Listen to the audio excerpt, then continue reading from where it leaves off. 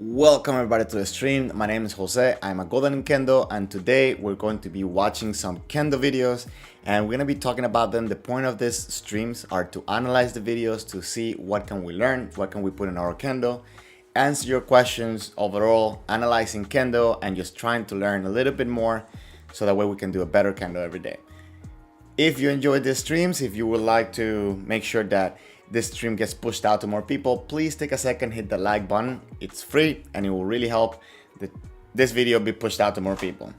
Also in the chat, I put the Discord server for the channel. If you would like to join us and meet more Kendo people and talk about Kendo, ask questions and send me your videos, you can do so there. And if you are also wanting to support the channel, I'm also gonna put the members link in the chat. Okay, let's get it going. So no coffee. You said you have a question that might come up often. Okay, yeah, bring it up. Also, I set up my camera today backwards, so you guys are gonna be seeing me looking left when the video is going to be right. I'll show you guys. So yeah, my computer is here, so apologize for that. Yeah. Anyways, I'm also trying a different time right now just to see how it goes, see what you guys prefer. And because I have nothing to do at this morning right now, so I could do that. So let's see. Coffee, you said, what is the absolute budget friendly set for Kendo, like all the armor with swords? So there are some places that they sell the Bogu set and the swords and uniform together in one set. Are you asking with the uniform included or not? And ideally, the progression that I like to bring people in is for them to get a Shinai first, so they get this, the feel of having the Shinai, they can practice at home and so on. And if they want to get the uniform or they want to get it later, you can get that together, the Shinai and the uniform, because that way you get to, wear it, see how it feels, see if you like Kendo, because I don't think there's a reason to actually invest so much from the get-go and then go. Now, if you're looking for a budget-friendly Bogu, you could find many budget-friendly Bogus, but you gotta understand that there's one thing that's gonna be problematic, and it's that normally they're not very protective. So they can be cheap, they're gonna be a little bit uncomfortable, and it's okay, you can get over with it, because especially if you haven't tried any other Bogu, you can just do it and you won't know the difference, right? Until you try something like Prestige. But the biggest thing is that you don't want something to be unprotective. So my suggestion is that you get a budget Bogu like that, get like kote protector until you get used to getting hit in the kote and so on. Maybe even have a man pad. But that's the biggest one. Ebogu normally does a cool sale that they do. They have like a budget. They have a combo for the uniform and the Shinais, and they also have a very cheap Bogu. I think Andy Fisher in Kendo Star gives a very good price for a beginner all balanced set that is going to be protected, is going to feel comfortable, and I think it's a good starting set. I forgot what the name of the set is. Hold on, let me go check that real quick.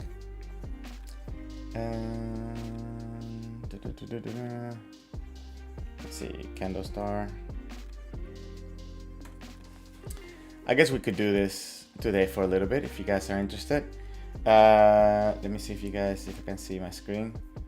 Also, if you buy from Kendo Star, there's a code Kendo Tips, and you get 10% off on your purchases. Let's see. And if you go through California Budogu, I think if you do more than 200 is Kendo Star 10. You also get a Kendo Tips 10. You get a 10% off. There's a couple of this All Japan Budogu, but I haven't bought anything from them from such a long time. But I know they have a good name. So the last experience I had with them was not good, so that's why I stopped buying from them. But they have a good name. They built up a good name. The Bogu set that I bought that I gave me the bad experience, they don't have it anymore. So it's definitely a good place to check out. But if you go to Kendo Bogu, in stock Kendo Bogu sets, okay, so these prices are in yen, so sorry, I don't know how much, because I'm in Japan right now, so how much would that be? Yen to USD. So that would be 73. So this in dollars, the Vanguard Basic is about $500, and for some people this might sound like, you know, it's a big price, and it can be, but the thing is that this Bogu set, I mean, like most Bogu sets will last you for a long time. If you take care of them, it could last you for like 10 years. I still have pieces from like 15 or so years ago. So normally you end up getting more Bogu just because you want it, not because you need it. And the only thing that you're gonna have to replace or repair is going to be the kote, most likely. But everything else should last you for a good time. So you have this one, and then let's go to Ibogu real quick just to see what they have. I like Ibogu as if you live in US, especially if you can go to California, because you can actually go and see the sets and try them up. So I would say stay away from competition sets. You can go to entry, and entry are normally a very well balanced sets. And so they have like this set. How much is this set? Okay, no, this one. Not. I saw this one for 400 something. Let's see. Wait, this one. Okay, no, it's on sale. It's a 3mm set. So lately, I've been staying away from this 3mm, 4mm sets, because I think they come a little bit too stiff, right? So especially at the beginning, it's gonna take a minute for them to actually feel comfortable. Let's see if there's a picture of the cote. And this stitching on the men also becomes very stiff. It's a personal thing, right? I don't like it, but it's like the very traditional. Like when I started Kendo, this was like, you know, the best. But I feel now it's a little bit kind of outdated on my taste, on my preference. But there's nothing wrong with it, right? So yeah, we can talk about if you have any questions, and then also California Budogu. California. By the way, if any of the codes that I'm sharing, it's not a commission or anything. It's just oh my god. Okay, sorry guys. I guess I'm still kind of California Budogu. Come. Still kind of sleepy, I guess. So we have Kendo Bogu, standard Bogu sets. Yeah, about 600. And if I'm not mistaken, he works with All Japan Budogu as well. Nathan is the owner of this place, and he's a very good friend of mine. So, you know, I know whatever he's selling is going to be good, because that's what he uses, first of all. And, you know, he does the quality control on that. But I think this material is a little bit lighter than the one that we just saw on the previous site. So it might be a little bit more comfortable. But again, I will say for all beginners, just try to get a you know, what's the word? A protector. Yeah, a protector for your kote. Okay, let me catch up with some of these comments before we're gonna go on to the videos. By the way, guys, so I have videos from Shiai. They're gonna be Shiai videos today, and they are from the Women's Championship. We did, I think, all the way to semifinals. So we're gonna do finals and then 2 fights on the you know, on the regular rounds. And one of them I chose because it's against Jordan, so we get to see how to fight a little bit against Jordan. And another one just because I thought it was interesting. It was a little bit of a shorter fight, so I wanted to see something where like there was a lot of pressure, a lot of things going on, and yeah, hopefully we'll get to enjoy that. Where's my dashboard here for the comments? Okay. Coffee, you said you don't know if I play guitar or bass, but there's a cheap brand called Harley Benton, but you can also get Ibanez, just something to start with. So actually, I play guitar. I went to school for music and music performance and music therapy then after. So yes, I do play guitar. I played it professionally for maybe like about 10 years, but I don't have a guitar with me right now. I did get a bass and I got an Ibanez. So actually, it's pretty cool looking bass. Hold on. Even though it was like $200. So I know what you're saying, right? Like you can get something that is like, sorry, I don't mean to like Okay, so yeah, like it's nice color, like nice, you know, like looks very nice, very professional. I guess it's not like the classical beginner bass, but I got it just, you know, for fun, to practice and to, you know, get myself involved into music again, I guess. But and because I think bass is a lot cheaper than I will expend guitars, because I know what a guitar should sound like for me. So anyways, so I totally get it. But at the beginning, it's going to be just like that. You want to get anything that you're not gonna overexpend and it's gonna have features that you don't need. You don't want to set for competition, because you think, oh, competition, it feels better, you can move faster and whatever. But yeah, but that comes at the cost of protection. So you're gonna get hit, you're gonna get hurt, you're not gonna like that, and you're gonna say, maybe this is not for me. But in reality, it's not that it wasn't for you, is that you kind of were at a disadvantage because it was going to hurt more at the beginning. And for the people that ask, like, does Kendo hurt, and they haven't done Kendo, sometimes you can get hit in a bad place and that hurts, but it's not something that you do that often, or something that everybody should be careful with. And also, sometimes, I'm not gonna say that you're gonna get hit all the time, it's gonna hurt every time you get hit, but sometimes some people hit once with too much power, and that's enough to say like, I don't want to do this anymore, right? Because then after that, even the little ones can hurt you. So, but still, so you want something that's gonna protect you against those times, and then you can tell your partner like, hey, listen, like that can hurt, so like let's calm down a little bit. Anyways, I'm being very general when it comes to that. Luis, thank you very much for this. I appreciate always your support, my friends. So thank you very much for passing by. It's great to see and hear me again. Awesome. You would like to practice Kendo with me one day. So I'm in Japan right now. If you message me, I can, you know, we can arrange that. Or if not, maybe I can try to pass by where you are. Drastic 111. Hello. You passed your Nidan. Awesome. In October 2022. Can you pass your Sandan in July 2024 in the World Cup, or you have to wait exactly 2 years? So it's going to depend on, you can ask for permission, but for Nidan, I think that's a big gap that you have to wait in order to take, I mean, for Sandan, right? I think that's a big gap. So I don't think they're gonna allow you to do the test at the World Championships. But I'll be there, so let's catch up at some point, and maybe we can take a good Kendo Tips picture. Anyways, yeah, like that's actually a good question. Sometimes you can get you know, permission to take the test early, but it has to be a couple of, you know, exceptions, I guess. It's going to be hard to get that. So anyways, okay, videos, guys. Should we do videos? I think we should do videos. So again, this is the finals for the Women's Championship.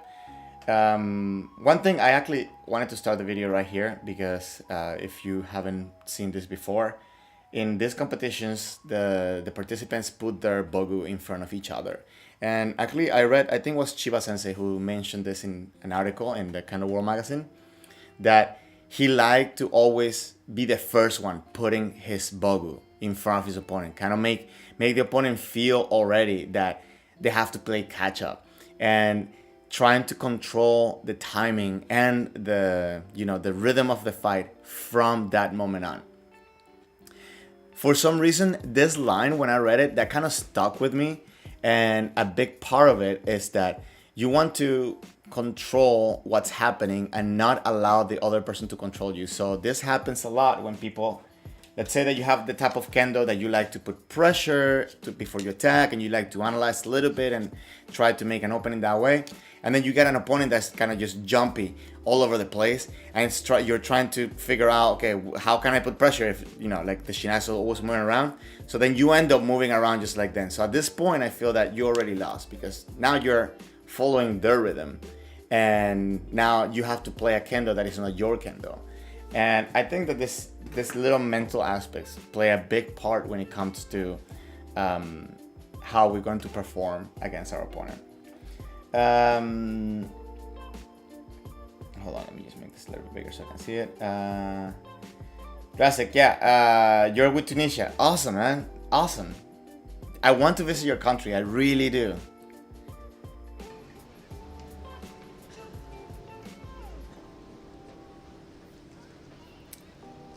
That's so funny getting like the cameraman. I just come in like that, right?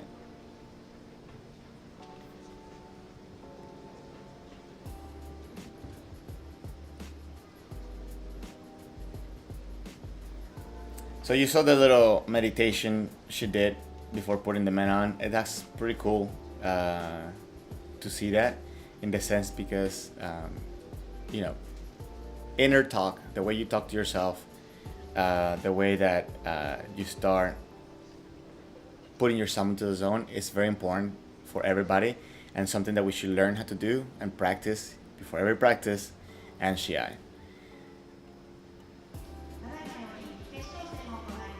Seno, at some point, she will win this, and I think she will dominate for a little while.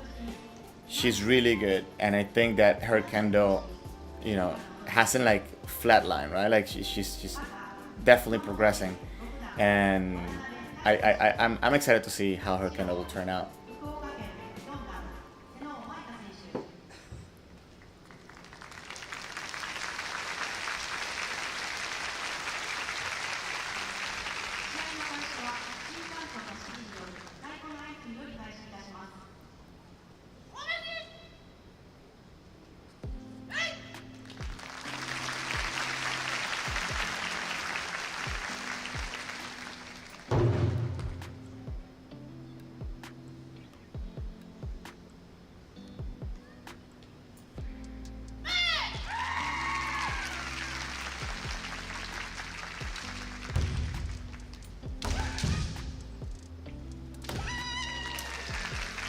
I think that this type of motions on your shinai.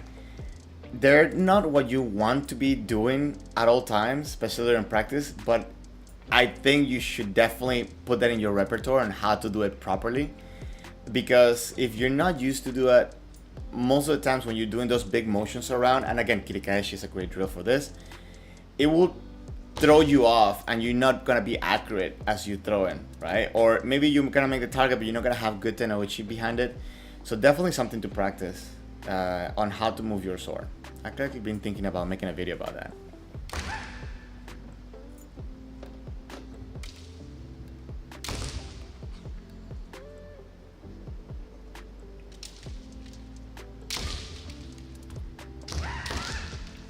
So last week I was saying that Seno, like her back foot doesn't seem as sharp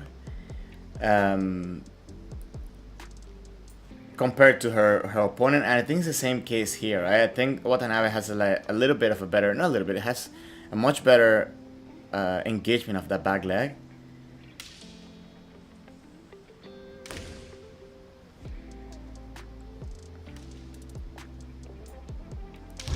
Oh, very fast. This is something that is very interesting to watch. That first step. It's too bad that the referee was in front of this. But hold on, let me just make it back a little bit, and you're gonna see something. So from here, Watanabe on red, which is on the right side right now, you see, does a little bit of pressure with the body, starts closing the distance, engages the back foot to push in forward again, right? So she didn't attack on this one, but she's kind of like maybe figuring out what response is Seno giving at this. And then she does it again, puts a little bit of pressure with her body, and then to go in. So I'm guessing that she threw herself in there kind of with the information that she got from the previous attempt. So instead of wasting that time of putting that pressure and going in, maybe she was banking the fact that her reaction was going to be the same, and she went forward in for that men and to try to get that men. But obviously first the response wasn't the same and she couldn't get the right reach. Hold on. JD, welcome to the stream. Thank you for passing by. How much do you think Kendo carries the weight? Wait. This is a good question. Okay, JD, give me a minute, and we're gonna talk a little bit about that in a minute. That's a deep topic, I think.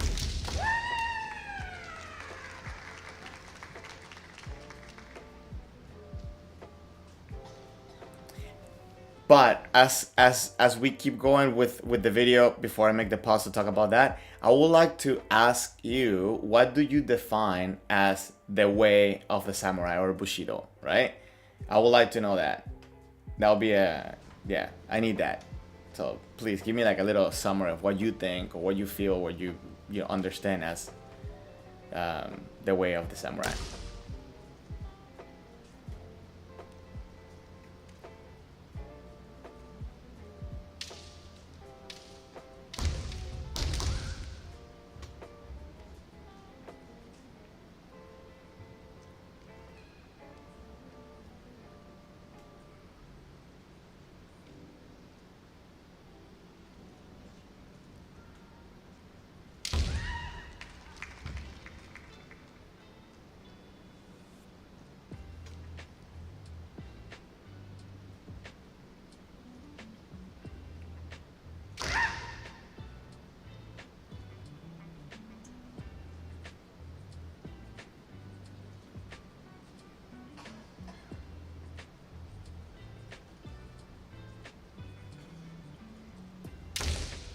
So you will notice that Watanabe, she is not putting pressure at, she's not just blindly coming in. I want to watch this one more time for a second.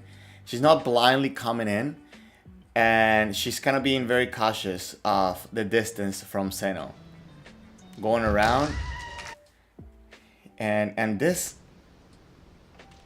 on this approach, you see, she puts that pressure forward, comes back, makes distance, and then comes back in with kind of the same movement, and comes in to attack. So if you watch, you see she does kind of a little bit of a harai. Maybe she missed the shinai. She came in with a big motion, maybe trying to get her to cover for that man, and then went to try to get the kote all around. Messed it up by a little bit because Seno was able to, cover up and get protected. But definitely great attempt.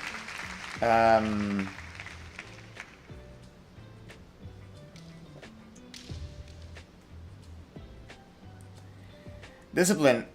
Maybe the purpose of Kendo will answer JT's questions. I don't know if that will give a full answer to his question.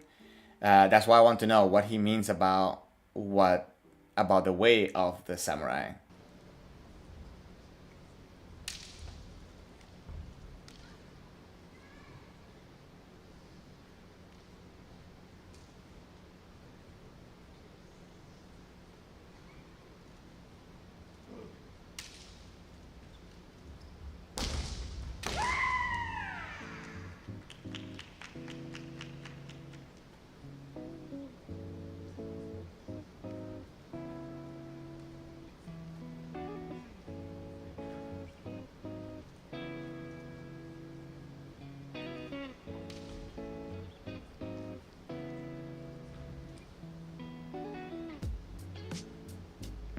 So sometimes we watch a fight where there's not attacks happening, and you think, okay, this is kind of boring, nothing's happening. But sometimes we watch some fights where you're like, there's so much tension, right? You know something's going to happen soon. And right now, little by little, the distance has been closing in, to the point that something's going to happen.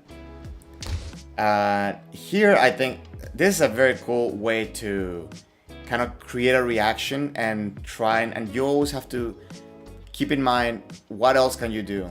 And this is a very good way of doing. So Seno comes in, White comes in to close the distance. Red, instead of immediately going, what she does is that she does a little bit of a harai to try to get the reaction, and Seno White just kind of stopped that very quickly. From there, she did a big motion that caused both of them to open up, to make a big opening, right? As she closed the distance, they both kind of came into this very defensive position, but then immediately Red decided to go around when she had the opportunity to go into that technique. So not immediately, sorry. Seno threw a white threw a technique first, and when she got that opening, red was able to kind of see it and go around to hit it. This type of motion, guys, this is what I was trying to say earlier. Hold on. Okay, so this type of motion right here, where she goes around to hit that kote, they could be very difficult to do when it comes to doing it accurately and to do it with power. Because when you, especially when you're so close, especially when you're such a close distance, you need to really control the angle of where you're swinging. So if you watch here,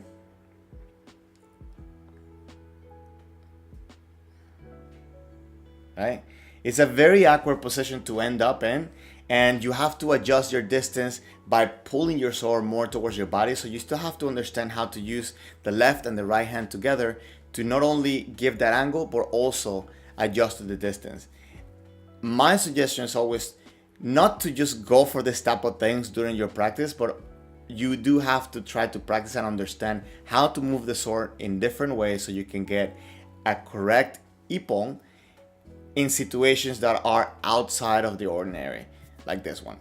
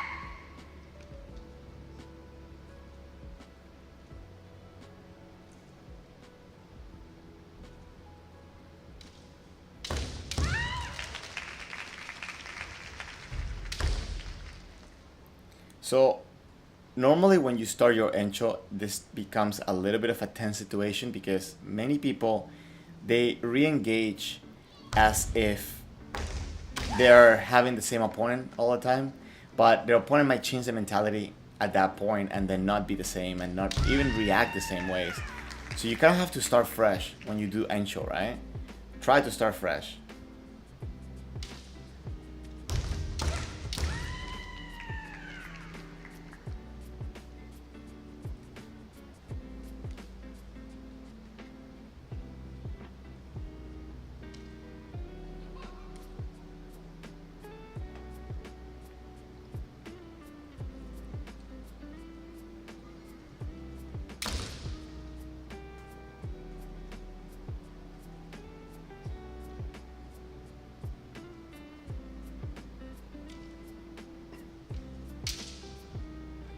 Seno at this point seems to be a lot more in control, but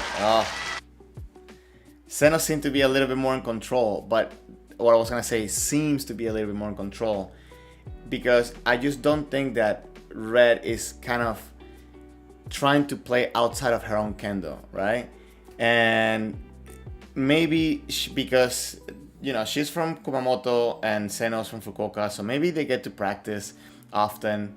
I don't know, and maybe she knew already the type of kendo that Seno has, but a lot of times you saw this type of attacks where she wasn't really engaging, she was actually kind of baiting, and this is how she took that last ippon, right?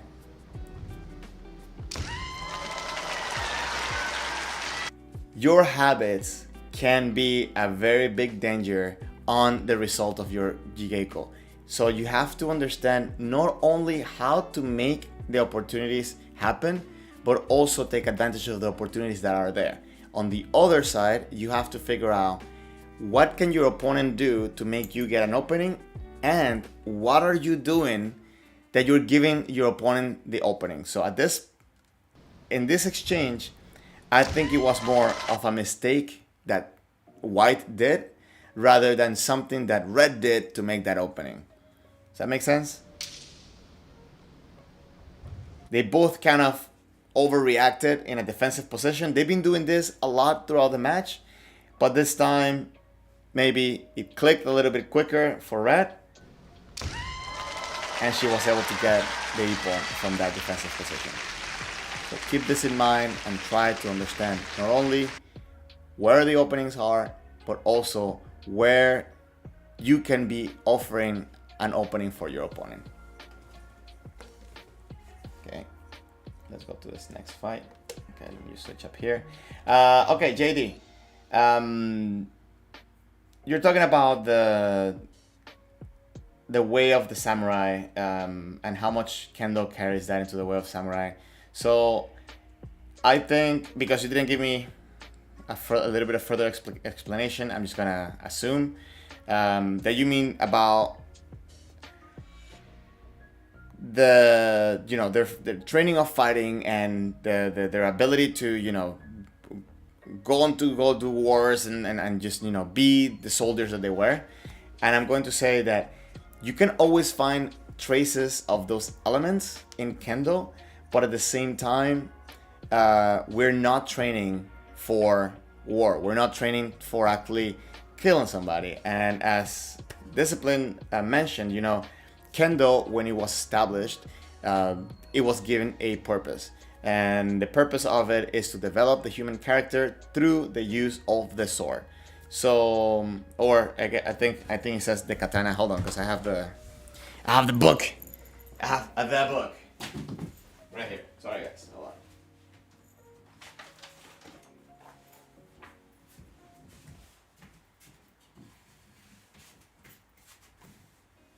I'm going to say anybody that wants to do Kendo seriously and wants to learn about Kendo, and especially if you're going to be an instructor at some point or an assistant instructor, this book is one of the best things you can get. The official guide for Kendo instruction is from the All Japan Kendo Federation, and you get a little bit of history, you get a little bit of everything in there, and of course you also get the purpose of Kendo. And the purpose of Kendo is somewhere here. Hold on, give me 1 second.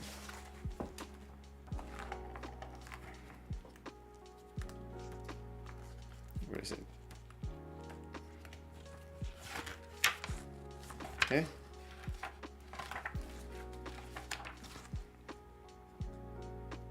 Hold on. Page 7. So the purpose of practicing Kendo is to mold the mind and body to cultivate a vigorous spirit.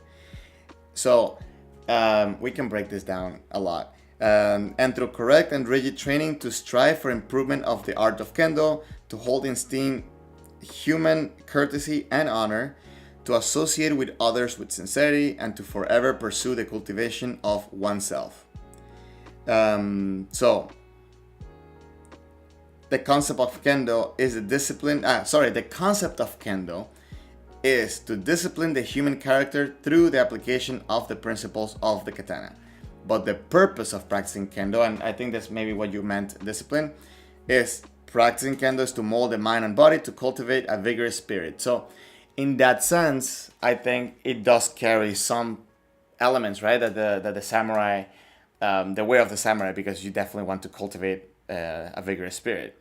Throughout correct and rigid training to strive for improvement of the art of Kendo. So this is where it separates from the samurai, because the purpose of their training wasn't to develop their art, right? Like it was a byproduct maybe, but it wasn't the main purpose. The main purpose was to win fights, right? And then to hold in esteem human courtesy and honor, to associate with others in sincerity, and to forever pursue the cultivation of oneself. So I don't know if when they were training samurais, they were training them for them to, always want to improve themselves and so on. I don't know what type of training they were doing all together, but I think you can find traces in Kendo, but training like a samurai, I think, requires to have the circumstances that they were training in and for. So you can have traces, but I don't think you can have the full package. And I don't think we can have the full package anymore. I don't know. Let me know what you guys think. And okay, let me go to the next video. Okay, so this next video, it'll probably be a little bit longer. Let's see.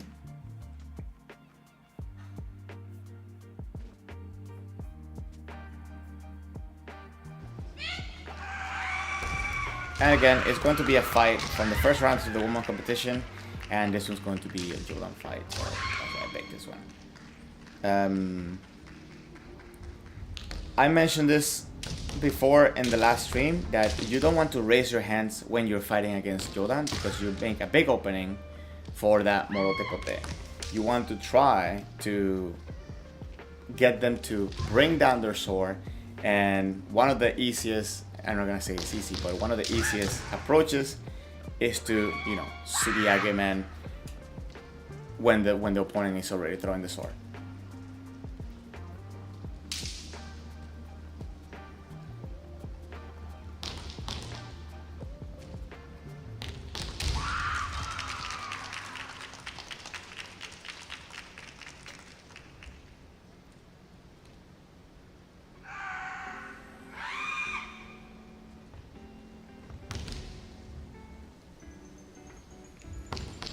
Now, I think Suenaga, maybe you know her as Yamamoto before, she's really good at moving around. Her footwork is really on point. Very relaxed, very fluid, but when she needs it, it's very sturdy as well. Good at making distance. This was a dangerous time for the white competitor. Watch this. Coming in, she came in from a little bit further distance, and she was able to kind of. This is kind of fun to watch because you see almost like she threw a swing there, but then she kind of swung again in the air, right? And she almost got that kote. That's a pretty cool approach to go against Jordan, because maybe this would have caused a little bit of hesitation on the opponent, and I think it was very well executed. Unfortunately, it wasn't an ippon, but it's definitely a great way to come in and try to get that kote against Jordan.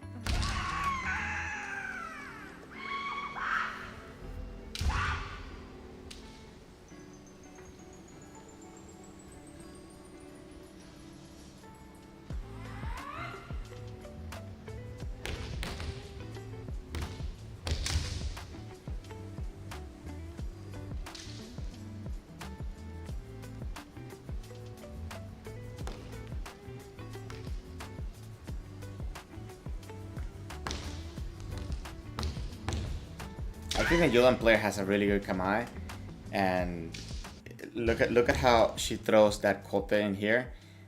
She throws it with a lot of energy, a lot of good core engagement actually. Very nice.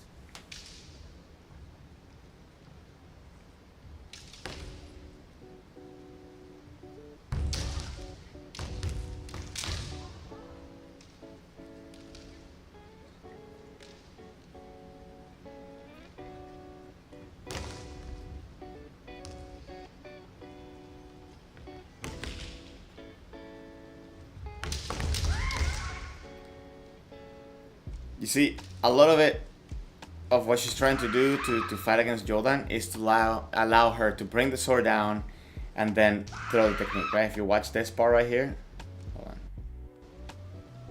So she comes in, she blocks, and then she goes. This, although, is a very dangerous position to be in. Hold on. This cover here, it's actually pretty effective against Jordan players, but it kind of also holds you back a lot, because you're also limiting yourself on what you can do. So you're kind of limiting both sides, right? You're limiting your opponent, but you're also limiting yourself. Then here, she kind of came up with a sword up here. I think if white would have come up with a morote kote at this point, it would have had a little bit of better chances of getting an ippo right there. But then after she blocks the sword, see, immediately she looks for an opportunity and throws it. It's cool, the eye that she had, that she was able to throw this technique so close. And the other thing that I want to point out is that look at the feet, right? There, even though that she didn't move too much, that is doing in the spot, she is lifting off the ground because she's pushing off in order to create energy and momentum. So again, her footwork, it's pristine, it's great, and it's just awesome that she's able to do that just to create that much more power into the technique. Watch it from here.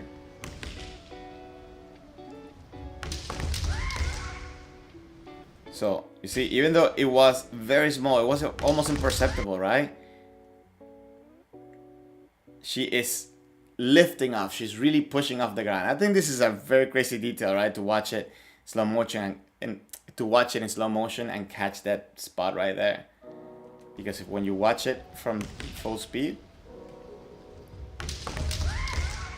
you will barely notice it. And it's something that I think it's a bad habit that we tend to create. Sometimes when we're attacking at a short distance, we don't even engage that back leg. But we need to do it in order to create power and speed into our swing. Let me know what you guys think. That's I don't know if you guys cut that before, or have you guys cut this little detail on competitors before? High level competitors.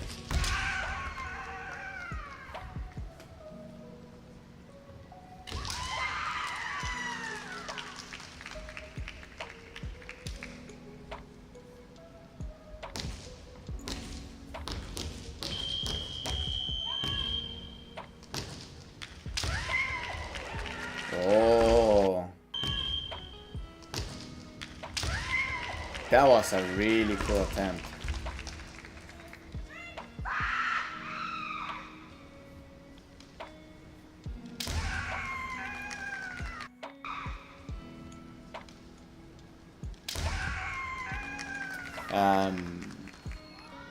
Discipline. The Jordan player should have done a lot more Harai Otosu to gauge her spacing more.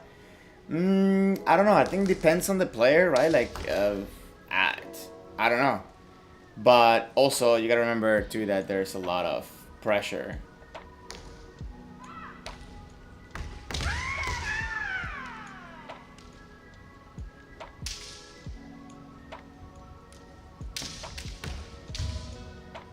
Suenaga can cover a lot of space in a very short time.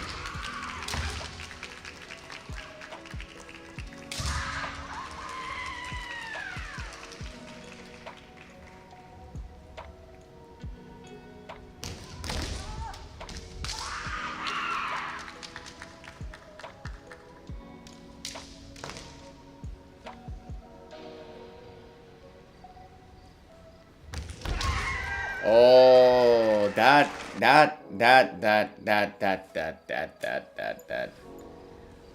Let's watch what happened here.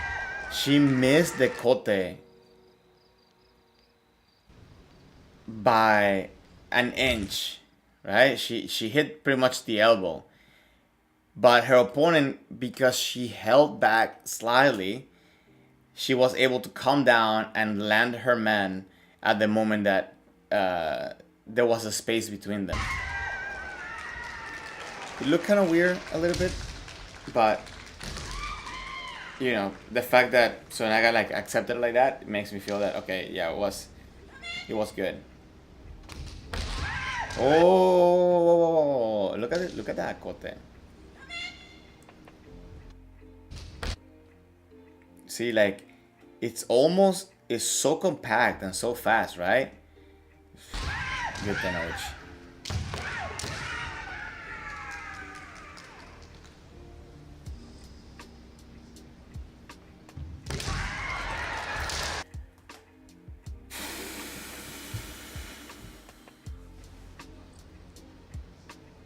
Putting everything on the line. Wow.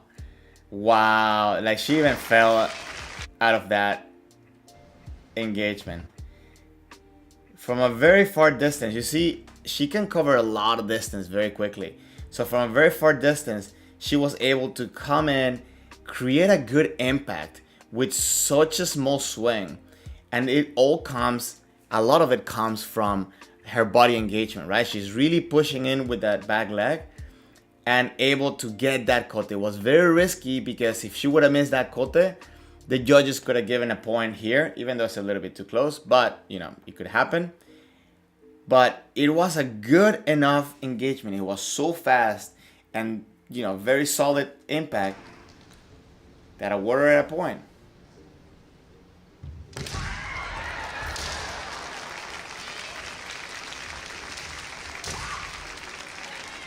Pretty cool.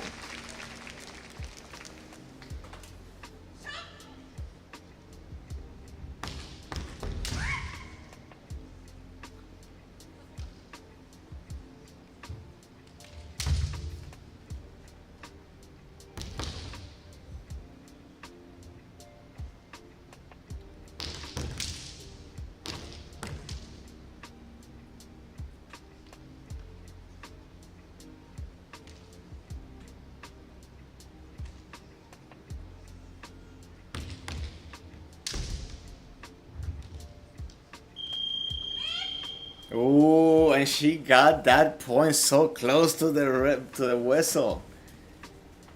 Yeah, stuff. Nerve-wracking, right? Oh, very nice attack. It's a lot of power. I always admire when people can throw such a sharp strike even when they miss, and you know, like, just all that connection into a strike. Now, okay, we know that Suenaga moves up, but I'm gonna say that maybe I'm being biased, that now the Jordan player doesn't seem to be as in control as she was before. Seems a little bit, you know, jumpy. And again, what I said is that you have to come in anew, right? You cannot come in with that stress by the fact that you're an Encho, right? Because now it's just 1 point. So all you need is 1 point.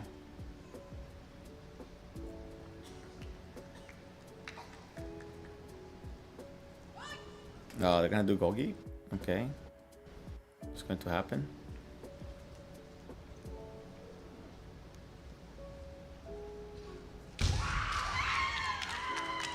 About the way that she's... Let's watch what happened before the Gogi real quick. See what gave her the... probably that of putting the sword. Yeah, probably putting the sword on the opponent. Maybe she did it a couple times. Too many times. Anyways, so 1 Hansoku. I think that's a fair Hansoku.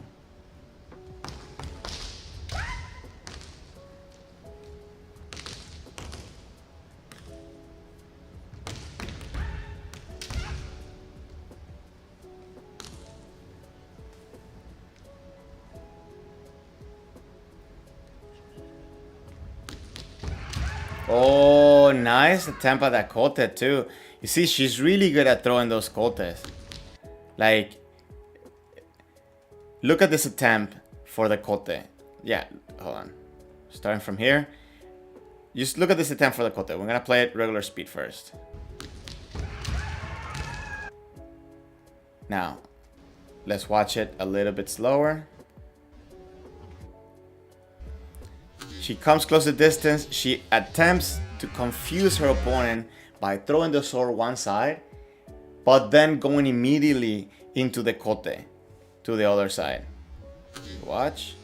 Right here, she tries to put pressure one side to kind of get the mind of the opponent thinking one way, and then quickly and immediately goes into the other side.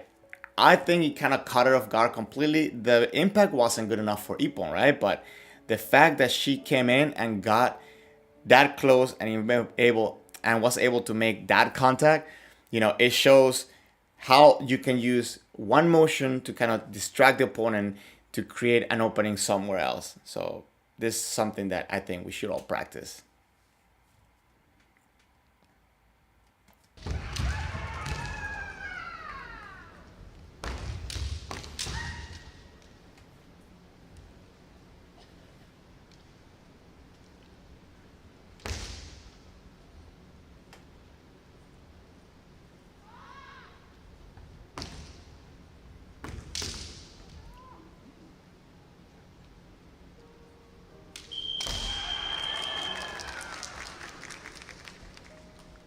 Yeah, so you see, Red is, or Tsunaga is being very active, very engaged. He's not being afraid. Um, Granted, White has great engagement on her sword. Like, she's very strong. It's crazy.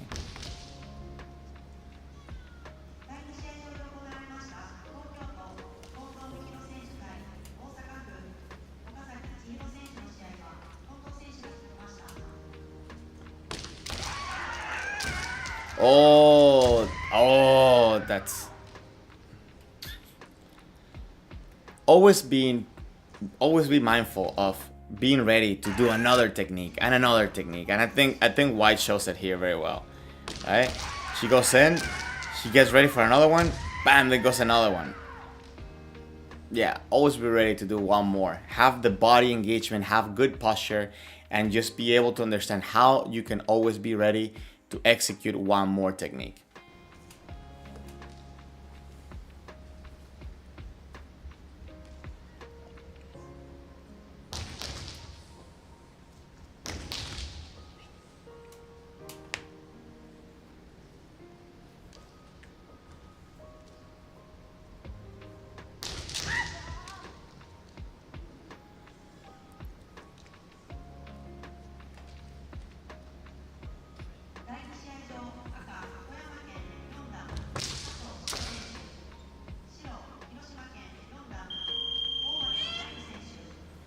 So, I don't know if you guys know about this. This is something that kind of threw me off at the beginning when they implemented this COVID rules.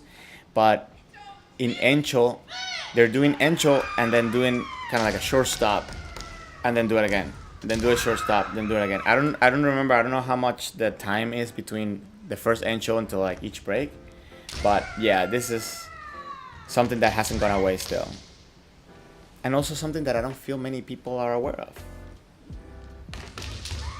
Because I see many people running tournaments with all the provisional rules for COVID, but I've never seen this one yet. I haven't seen this one yet being applied.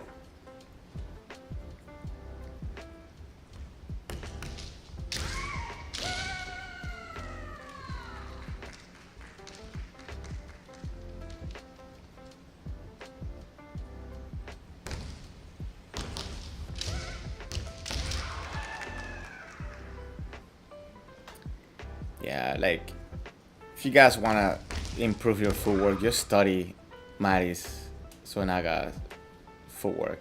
She's really pristine. Even on those fakes, right? A lot of people like to do the fakes where like they do that fake Fumikomi before coming in. She's on point on that one. Guys, if you haven't, please take a second and hit the like button on the stream. And oh, again.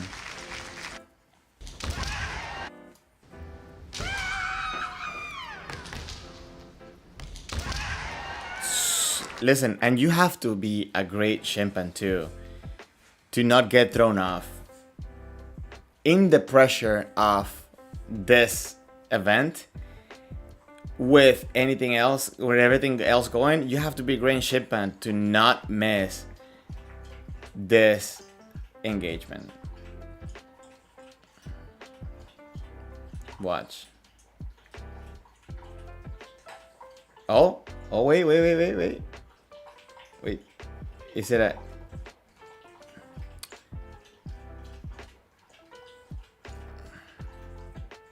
Okay, I'm gonna blame the camera, but maybe she actually made contact with the Shinai, the opponent Shinai, rather than the kote itself. Maybe that's what gave the sound and gave the point. I don't know because, again, they don't use the best frame rate to stream these things, so it's kind of hard to tell. But definitely something you want to keep in mind when is to protect your kote, right? At these times. So the one thing that I really like how Sonaga executed this kotes is that she's doing it right at that moment when her opponent is deciding to go in for a technique, right? So you see, she puts the pressure. not when they're designed to go technique. She's anticipating that and going in. So that's why she was able on the first ippon to catch it, right? On this one, she was a little bit late for that technique. I think for this one, if she would have gone maybe for men, and to do that, she also had to do a little bit of adjustments to go in there. But that being said, I think that's a very good, very, very good way to come in to have against Jordan, to be able to anticipate before they do the attack to try to get the point. And she also did what we were talking about before. Okay, hold on. Yeah, from here, she's coming a little bit relaxed, then she changes the speed and she threatens one side. Notice one thing that she's doing when she changes the side here. She is not changing the side away from the body. She's doing it very close to her body. You see that? She changes the direction of the tip of the shinai closer to the body, not away. The reason for that is because if you keep your hands to you, at the moment of launching your technique, you can create a little bit of extra speed by pushing your hands out. And if you have them extended already, then you lose that opportunity to use that speed. So always think about, many times I see people making the mistake of trying to do feints and try to do all these motions by throwing the hands out. But if you do that again, you lose that explosivity, or that ability to be, if you do that, you lose that ability to be explosive at the last second. So always try to keep your hands to yourself until the moment you actually go for your technique. I hope that makes sense. Let me know. Great ippon. So, okay. Let me catch up a little bit here with some of the comments. 1 second. Okay. César, saludos. Gracias por pasar por aquí. Guys, okay, so I'm gonna translate from Spanish to English, English to Spanish, just to make sure that I get all the information here. So, César está diciendo, hola, saludos desde el club Kendo San Marcos en Lima. Saludos a toda la gente de Perú que saben que quiero volver y practicar con ustedes, comer lomo saltado y ceviche, así que espero poder ir pronto. Tienes una consulta, ¿por qué a los niveles bajos no es tan común que validen el Kaeshi-Do con una sola mano? ¿Qué hace falta? No te preocupes por el español, por favor. Estoy aquí para eso. Ok, pero lo que voy a hacer es voy a traducir de un lado para otro. So Cesar is asking, why is it that for the lower ranks it's hard to get scored the Kaeshi-Do with one hand? And I'm going to say the answer first in Spanish and then I will say it in English. César, obviamente tendría que ver el Kaeshi-Do específicamente al que te estás refiriendo, pero no creo que ningún Kaeshi-Do lo validen con una mano. A veces se ve que es con una mano, pero lo que debería de ser, y también tiene que ver con los jueces, mi recomendación es que veas videos de Kaeshi-Do a nivel de All Japan y a nivel de alto rango. ¿Por qué? Porque generalmente lo que pasa es que hay contacto con las dos manos, pero después, para salir más rápido, una mano se suelta. ¿Sería lo ideal para cortar completamente? No es lo ideal. Esa es la parte, el aspecto competitivo. Pero no debería de darse el ippon si después del Kaeshi-Do solamente una mano ejecuta el corte, o ejecuta el golpe. Y capaz lo que esté pasando es que la mano está saliendo un poquito antes de lo que debería salir. Y también puede estar pasando que dependiendo de los jueces, así sea que las dos manos hayan tocado y salga después, a veces capaz los jueces lo vean como que no lo vieron porque esperan que la persona de bajo rango no tenga eso. Entonces mi recomendación es practicar eso, que tener un buen impacto con las dos manos y después sacar, no sacar antes del golpe. Pero si puedes hacerlo con las dos manos y pasar, mejor todavía. Obviamente más difícil, pero se puede. Okay, so let me say this in English. So he's asking why, Kaeshi-Do one hand doesn't get validated at lower ranks. Maybe he feels that he gets validated more on the higher ranks. But the truth is that it shouldn't be a nippon if it comes in with one hand, right? It should come down with both. Voy a dar un truquito o un punto que pueda hacerlo más fácil también. So, I'm saying that maybe sometimes it looks like it was with one hand, but the one hand should leave the shinai after the impact, not before, because then it should not be awarded, right? It should be awarded with both hands. That's as far as I understand. Now, what I was going to say, and I'm going to say it in Spanish in a second, is that there's another way to make it a little bit easier. As a matter of fact, I think this is the way that Ariga Sensei does it, and there's a picture of him in the World Championship doing it like this. And it's that instead of releasing one hand, maybe let me make sure that, yes, instead of releasing the one hand, he actually brings the hands together to then snap with both hands and gets a very nice impact.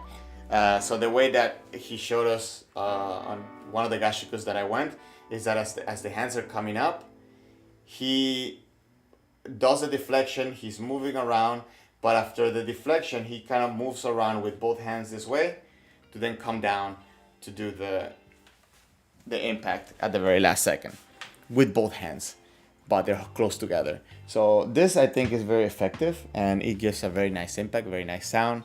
So I don't know, maybe you want to try that as well. Let me know how. If you do, maybe you want to consult with your sensei. But if you end up doing it, let me know, and I would like to know. So César, lo dije en inglés, vamos a decirlo en español, que hay otra forma también de hacerlo un poquito más eficaz y que capaz sea un poco más cómodo para pasar, que es en vez de soltar al momento del impacto o después de del bloqueo o sea, la deflexión del shinai del oponente, las manos se juntan y hacen tenouchi para crear un buen impacto, y es más fácil pasar que si las manos están separadas. Entonces es un punto que puedes utilizar, practicar, consúltalo con tu sensei antes de hacerlo, pero si te funciona, si lo trataste y no te funcionó, pasa por aquí por el canal y déjame saber qué resultados tuviste, ¿ok? Does that make sense, guys? Everything on that makes sense? Let me know. If you haven't, please hit the like button. And guys, if you would like to send me videos for me to review and stuff like that, and if you would like me to, give you your own private record and analysis of your videos, there's a perk in one of the membership status that you can do so.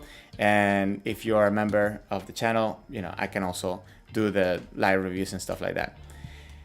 So consider supporting the channel if you would like to help me keep this channel going, and also if you would like to get a little bit of extra perks. Just check them out. Let me know what you guys think.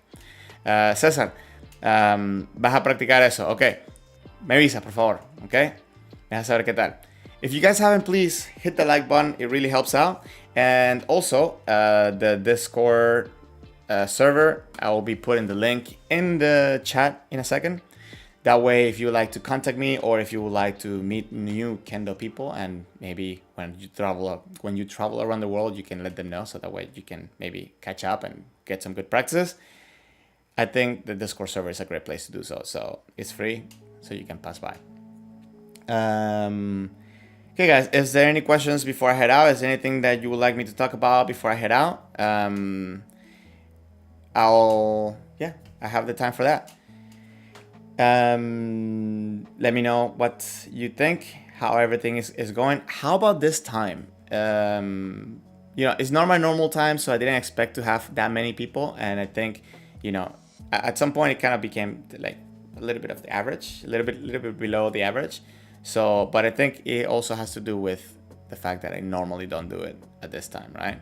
I'm still trying to figure out what the best times to do the streams, and trying to do more streams, but time, life, and work, study, and all the stuff is kind of holding me back a little bit on those scheduled times. But guys, thank you very much for passing by. I really appreciate it, because you guys keep me motivated on not only doing these videos but also studying and growing my own kendo.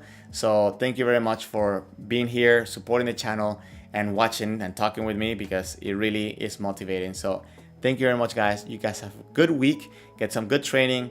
Let me know how I can help you, if there's anything I can talk about that will make you improve your kendo. So thank you very much, guys. Have a good rest of your weekend, if it's weekend for you, or have a good week if the week is starting for you. So take care, guys. Have a good one.